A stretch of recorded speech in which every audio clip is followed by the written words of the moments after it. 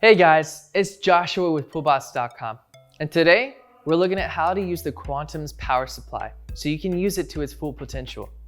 After plugging the power supply into an outdoor GFCI outlet and plugging the Quantum's power cord into the power supply, all you have left to do is press the power button and select a weekly schedule. The small button next to the power button is the one that will select a weekly schedule. One click is for a daily cleaning. 2 clicks is for an every other day cleaning.